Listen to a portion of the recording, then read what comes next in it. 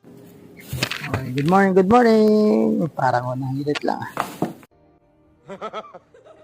Good morning guys. Wala tayong pasok ngayon. Na mga dahilan kung bakit walang pasok.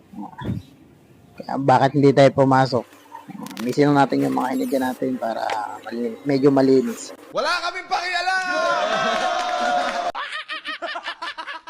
Kukwento ko sa inyo kung bakit wala akong pasok ngayon. Kasi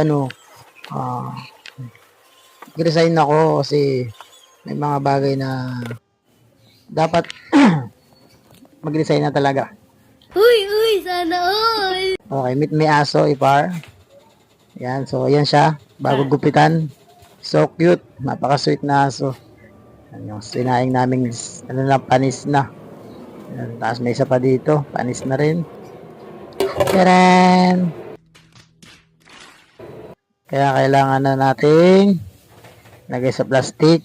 Kasi pag sa lababo, babarado. May plastic sa basurahan. Yan. So, yun na nga guys. So, hindi nga tayo pumasok ngayon. No, kwento ko na lang.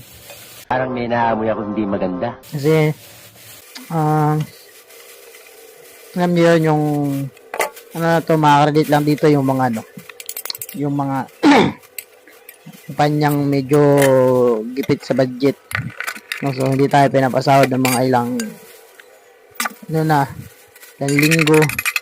So, kakasahod man 25% lang. Kaya medyo mahirap.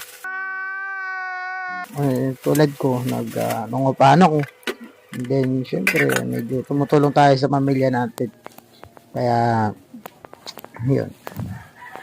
Yan na guys, tatapon muna natin sa basurahan. Yan, nice ka na rin. Ganda ng panahon, no? Sarap paglaban yan mamaya.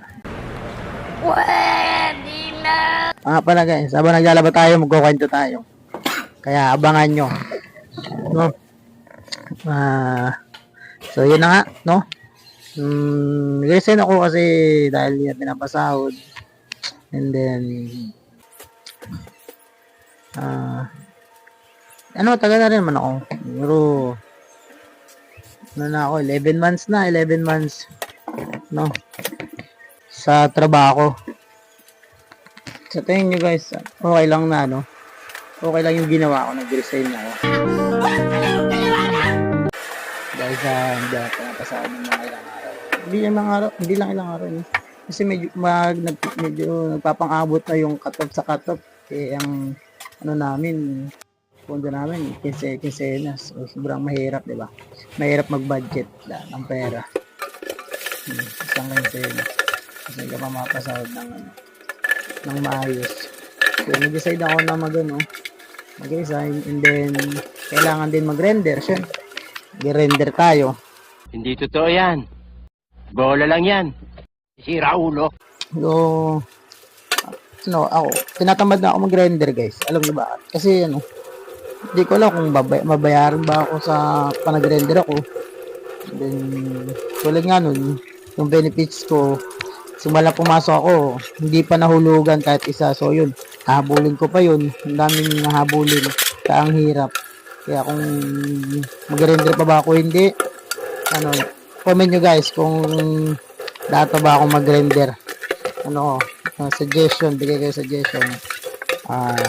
Dato mag-render o hindi. Tulong guys, tulong. Wala kaming pakialam! Tulong. Tulungan nyo ako. Mag-isip kasi medyo tolero na yung isip ko eh. Tolerohan. Tapos, nga guys, mayroon akong kwento. Sabi ko sa kapatid ko, kasi may kapatid ako, nandyan sa baba. Kasama ko siya dito, nag-aaral. Okay guys, yung kwento ko, mamaya na lang siguro, or next video na lang, kasi maglalaban na ako, ayan. So, wala na ako